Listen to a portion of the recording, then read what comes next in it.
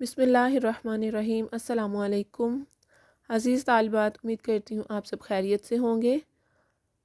बेटा, आपको मैं आज उर्दू की क्लास में खुशामदीद कहती हूँ। आप सब जानते हैं कि लास्ट सबक में यानी कि पिछले सबक में हमने नज़्म खुदा की तारीफ़ पढ़ी थी। आज हम दोबारा से इसकी दोहराई कर रहे हैं। खुदा की तारीफ़ यानी ऐसी नज़्म जिसमें अल्लाह ताला की तारीफ़ की जाती है उसे हम हम्द कहते हैं।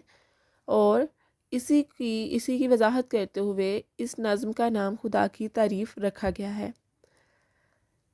इस नज़्म को पढ़ते हुए हम सबसे पहले देखते हैं कि किसका ज़िक्र किया जा रहा है। इस नज़्म के आगाज़ में भी अल्लाह ताला का ज़िक्र किया गया है, यानी तू सबका मालिक, सबका खुदा तू।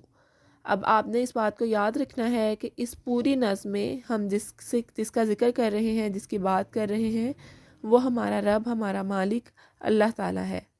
यानी तू सबका मालिक, सबका खुदा तू, बंदों पे शफ़क़त है काम तेरा, लेते हैं हर दम हम नाम तेरा, तूने बनाई ये सारी दुनिया, ये खूबसूरत ये प्यारी दुनिया।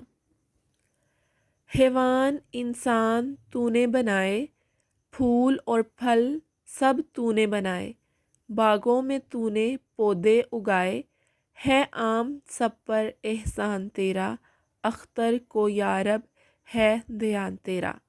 और आपको ये मैं पहले भी बता चुकी थी कि ये नज़्म किसने लिखी है। ये नज़्म अख्तर शिरानी ने लिखी है। जी बेटा, अब आपको ये बात याद रखनी है कि इस नज़्म का नाम क्या है। खुदा की तारीफ़ यानी अल्लाह ताला की तारीफ़। और इस नज़्म के शायर का क्या नाम है? अख्तर शिरानी। जी बेटा, यह सवाल आपको MCQs में पूछा जा सकता है।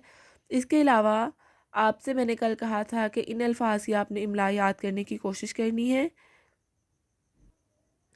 आज आप नज़्म में कुछ नए अल्फाज के मायने देखेंगे।